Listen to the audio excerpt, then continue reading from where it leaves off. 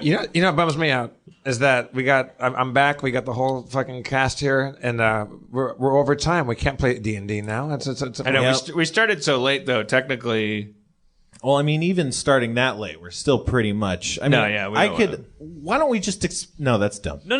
Do it. I was going to say, why don't we just explain to Jeff what happened? Fill me in what I've missed, and we'll be ready to go for next time. I mean, that's, I would like to hear. I also haven't been around. So I want to hear. Yes. I want to use my power to make the audience applaud at something so that Spencer is compelled to it.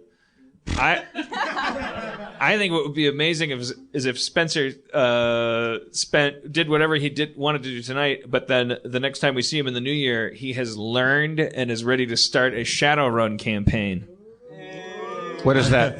You see, it didn't pull. Okay. It didn't have pull. You're hearing mostly Adam Goldberg. It's a cyberpunk thing from the 80s.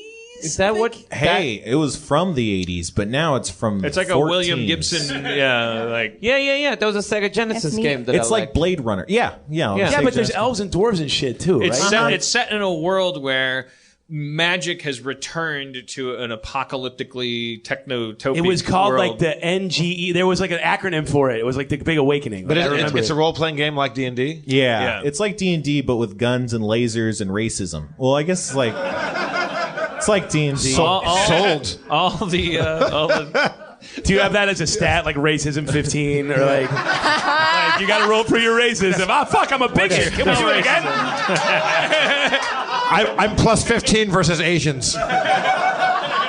Oh yeah, against different races, you're more powerful. I'm sorry.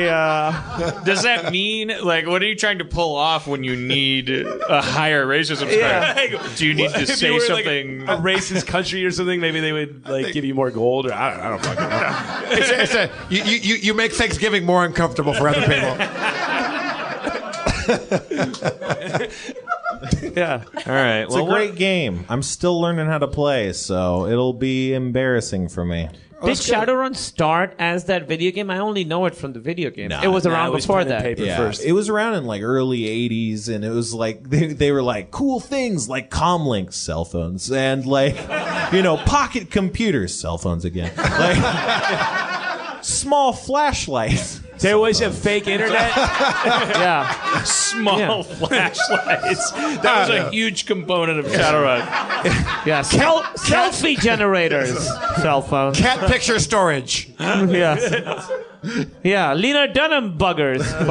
I don't know. It's a bog trotter, I think. Right. I'm sure she's feeling very bugged right now.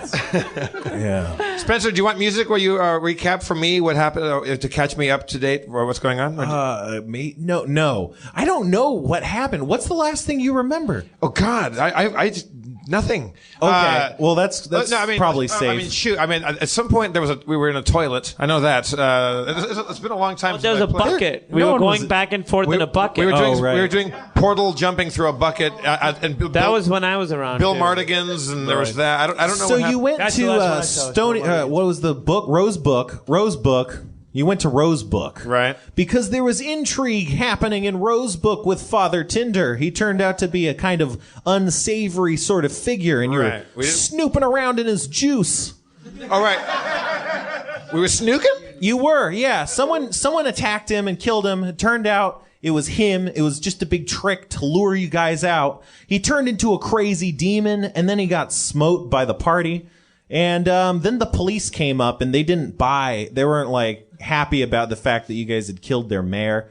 And so you guys booked it from the police, and then you guys didn't know what to do for like a long time. And you went and talked to a lady named, I think, Charles, who was bathing in the swamp, and bothered her a while, and then you left, and then you ran into a fire elemental, and Quark raped the fire elemental. That doesn't sound like Quark. But the thing is, fire elementals are made out of fire, so Quark's dick melted off. And he had it coming. He really did. You live fast, die young, man. So your dick off in a fire demon.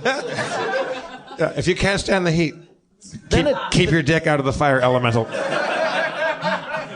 it turned out there was a secret magical shard of power. It was like a plot MacGuffin, and it was back at town. And it turned out that the Frost Giant, he stole it, and Admiral Darkstar went after that guy, the Frost Giant. And so you guys were like, let's go over there. And you were like, I don't know where to go. So you met up with a little boy named Lil Baskins. And he turned out to be, not just a little boy, but like a little boy ghost. But despite being a ghost, he was a pretty cool guy. So he took you guys through the ghost way, and then you came out in a forest and ran into some gnolls who were trying to come up with an ambush, but they were too slow. And so they were going to fight. It seemed like they were going to fight. And then it turns out that they just wanted that blood book that Sharpie had, and they offered to buy it. And then Sharpie acquiesced, and then he just sold the book. And people say pot is bad for your memory, and you're disproving that. Yeah, I disprove all stereotypes about things I'm into.